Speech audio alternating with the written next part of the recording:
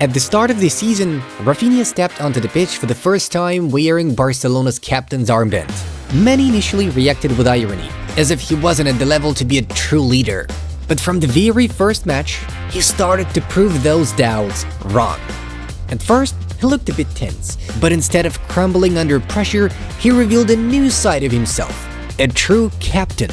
A leader, capable of driving the team forward and even aiming for the Ballon d'Or. This season has been a real breakthrough for Rafinha.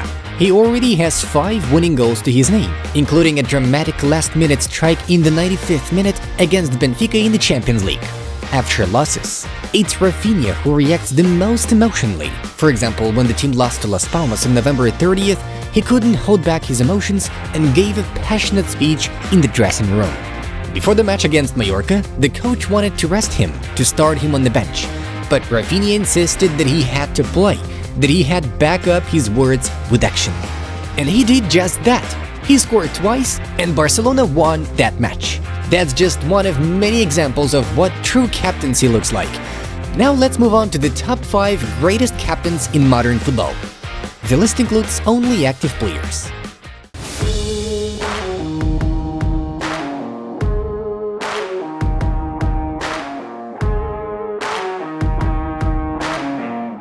The 5th place goes to İlkay Gündoğan. His path to wearing the captain's armband wasn't immediate. He became Manchester City's permanent captain only in 2022 and captain of the German national team in 2023. But as they say, better late than never, as he fully lived up to the trust that came with the role. It was İlkay who led City onto the pitch, wearing the armband during the season when the club achieved historic treble, winning the Premier League, the FA Cup and the Champions League. Perhaps his leadership was the final missing piece in Guardiola's puzzle, right alongside the signing of Haaland. After that triumphant season, Pep couldn't hold back his emotions. He is irreplaceable. His calmness, dignity, and ability to lead without saying much, that's what makes him a true leader, Guardiola said. He even joked, "I just adore him. I'm married, but I love him a lot." İlkay himself never bragged, but he clearly understood why he was recognized. It's probably because of my character. I'm accepted by the team, and that's the most important thing for a true captain. After moving to Barcelona, he didn't just fit into the squad. He became one of the key voices in the dressing room. Remember after El Clasico, where he scored an early goal, but the team ended up losing? It was Gündoğan who couldn't hold back his emotions. Even though he wasn't the official captain, he said what others were afraid to say, and everyone listened. In the German national team, he got the armband when Manuel Neuer was injured and couldn't play. But even after Neuer returned, new head coach Julian Nagelsmann chose to keep the captaincy with İlkay. And that decision paid off. At Euro 2024, Gündoğan became the first captain of the German national team at a major tournament with Turkish roots. And he didn't disappoint. 3 goal involvements at the tournament, including a goal and an assist in the match against Hungary. Think about it. It takes tremendous authority to lead not only a star-studded Manchester City, but also a German national team full of superstars. İlkay Gündoğan is exactly that kind of leader.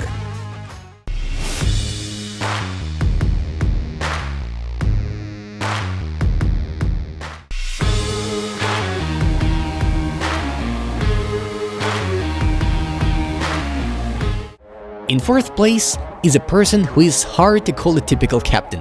Jamie Vardy is not about pomp, mannerisms, or proper interviews. He's a captain from the streets, a real lad you can believe in.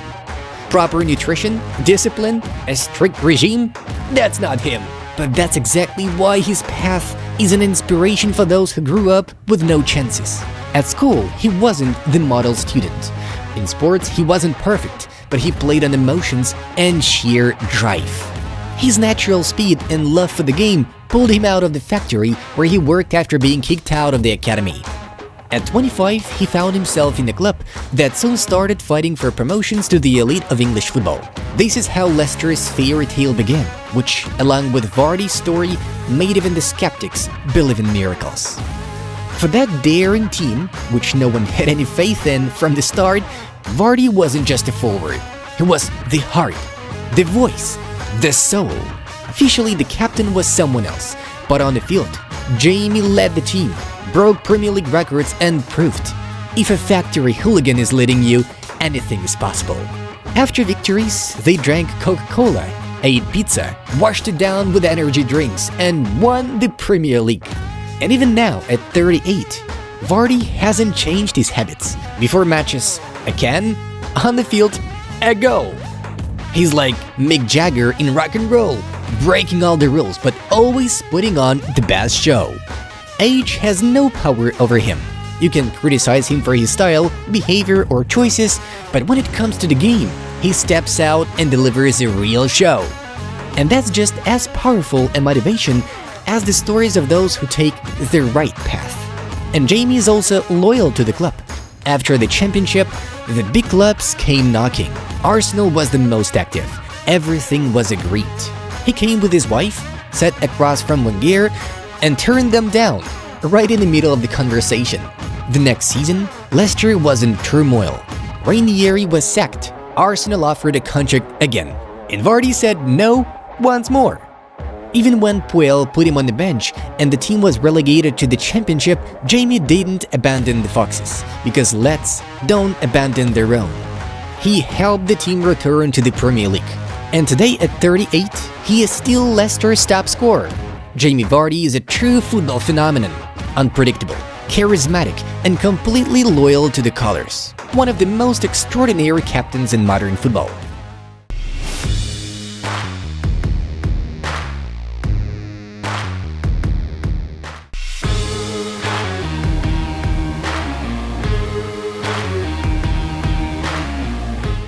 In third place is Luka Modric, a legend who speaks rarely, but each of his words is like a shot.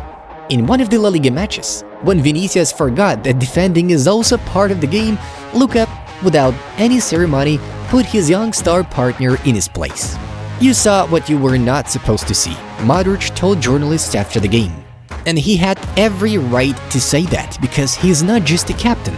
He's the Ballon d'Or winner, the person who led his national team to a historic peak.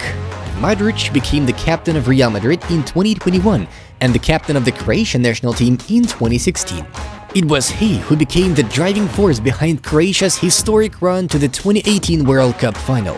He was named the best player of the tournament, and also the best player of the year according to FIFA, at a time when the era of Messi and Ronaldo seemed eternal. During the qualification for the next World Cup, Modric appeared on camera when he was motivating goalkeeper Livakovic, who hadn't been chosen to start in the crucial match. Luka spoke quietly but profoundly, like a true mentor. And in Qatar, Dominic became a hero, one of the best goalkeepers of the tournament. After the victory over Japan in the penalty shootout, Modric, without any pomp, acknowledged, "I tip my hat to him. He's a great goalkeeper." And these are the words of a man who, at 37, played almost the entire tournament without substitution and helped his team win the bronze medal. Note this: since Luka became captain, Croatia has constantly been among the elite in world football. Modric is from the breed of players who never chill. There is no glamour in his game, only battle.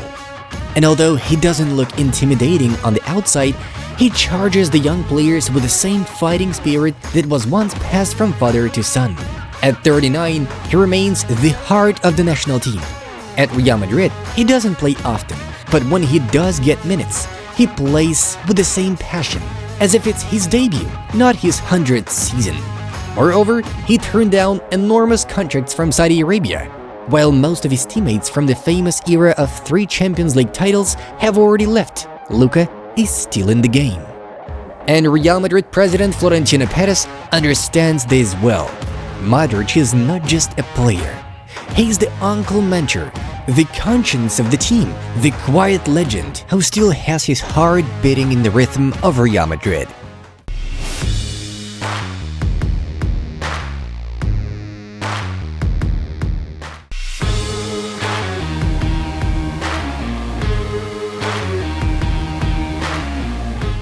In second place is Jordan Henderson. This is not a story about a genius from youth, but about a fighter who was told, "You're not at this level." A year after joining Liverpool, he received the news. They wanted to swap him for Clint Dempsey from Fulham. At that time, manager Brandon Rodgers saw the situation this way. But Jordan refused to leave. He decided he would fight tooth and nail for his spot in the starting lineup. And thanks to his character, not his talent, he first earned Rodgers' trust and then the captain's armband. When Jurgen Klopp arrived, he wasn't looking for a star to be the leader. He needed someone who could lead, not someone who just shines. And Henderson was exactly that. Whereas before in Liverpool, the captain was the main star like Steven Gerrard, now he was the engine, the organizer, the person who did the work for everyone. Yes, that was Jordan. By the way, Gerrard himself once kept an eye on young Henderson at the request of his mother. He confessed there was pressure, but Jordan gritted his teeth and worked until he was drenched in sweat. After training, he stayed for extra sessions. He sacrificed his personal life for the club. And according to Stevie G, he had all the qualities to become a great captain, and he became one. After winning the Champions League, he offered veteran James Milner the chance to lift the trophy first. But Milner just left.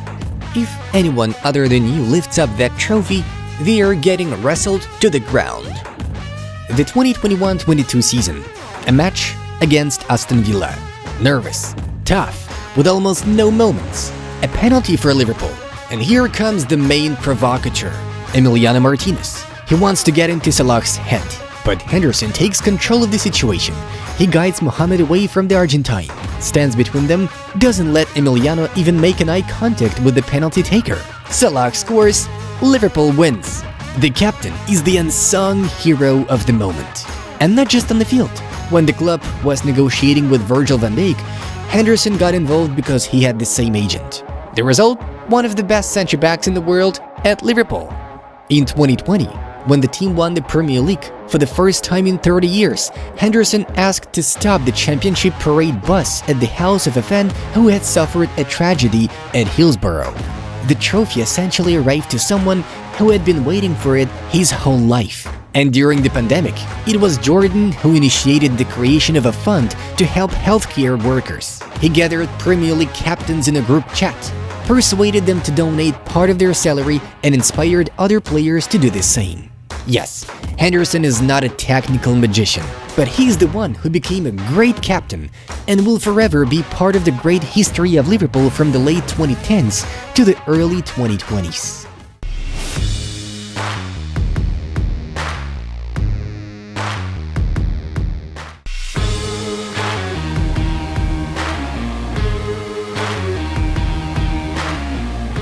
And in first place is Sergio Ramos, the captain who held Real Madrid with an iron grip. He's not the most pleasant character, didn't hug his opponents, didn't apologize for his roughness. But he was the undeniable leader of the most successful club of the modern era, Real Madrid. He also captained the Spanish national team for almost 8 years. Ramos's leadership truly shone in 2018, when the Federation fired the head coach just days before the World Cup. At that moment, Ramos didn't lose his head, but took on all the responsibility, supported the team, maintained discipline, and of course, scored his penalty in the shootout against Russia. But now, we are talking about Ramos as the captain of Real Madrid. Back in 2012-2013, when Iker Casillas couldn't play, Sergio took the captain's armband. And immediately, a goal in the Clásico in the dying minutes. In the season of the legendary La Décima, Ramos became captain in La Liga, while Iker captained in the European competitions. But it was Sergio who saved the Champions League final, scoring a header in the final seconds of extra time. Before that, a double in the semi-final against Bayern, and 3 more crucial goals in key La Liga matches, even though the title that season went to Atletico. That season marked the birth of a new leader at Real Madrid. In 2016, Ramos scored again in the Champions League final, and by that time, he was the undisputed captain. The players knew, if Ramos says something, that's how it will be. He wasn't shy about giving Benzema or Isco a talking to for extra weight. He managed the defense like a general, and sometimes even gave the goalkeeper a piece of his mind. But Ramos's main feature, his goal. For a central defender, simply incredible scoring ability. He solidified the defense, took set pieces, and came to the aid of the attack when it was most needed. All of this made him an exceptional captain. 3 consecutive Champions League titles. That wasn't only Zinedine Zidane's tactical genius, but also the steel nerves of Ramos. Times change, and if you look back at the top captains from 9 years ago, many of them have remained legends only in memory. But Sergio, he's the one who still fits in today. There is something old school about him. Pure charisma, like those who wore the armband before him. Good luck, captain. This is how Carlo Ancelotti bid him farewell. In the story of Real Madrid, Sergio Ramos will remain forever, not just as an outstanding player, but as the greatest of captains.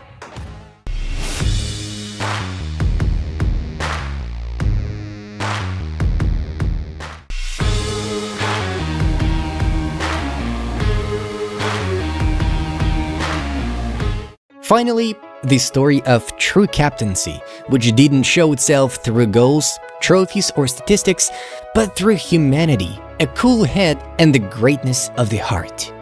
At Euro 2020, Denmark's defender Simon Kjaer showed that a captain can be more important than the coach and became the central figure on the field. Literally. In the opening match of the tournament, midfielder Christian Eriksen suddenly collapsed unconscious. And while everyone was in shock, Kjaer took action. He turned his teammate onto his side, checked to make sure his tongue wasn't blocking his airways, ensured that Christian was breathing. When the medics arrived on the field, Kjaer gathered his teammates onto a circle, creating a human wall to protect Eriksen from cameras and outside eyes. Then he went to his girlfriend to calm her down and support her. That evening, he became a medic, a defender, and a psychologist, all in one. When Eriksen was taken to the hospital, another task lay ahead for Simon: to get the team back into the game. The players were in a state of shock. Playing seemed impossible, but Kjaer gathered the team and they still went back onto the field. They lost that match, and the second one as well, but thanks to their captain, they didn't give up. In the decisive match, they beat Russia, and then a sensational run to the semifinals of Euro 2020. And all of this without their main star player. For this action during the tournament, Simon Kjaer received a special UEFA award.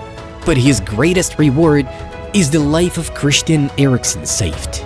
Because a true captain is not only someone who leads the attack, but also the one who in the darkest moment is the first to rush to help.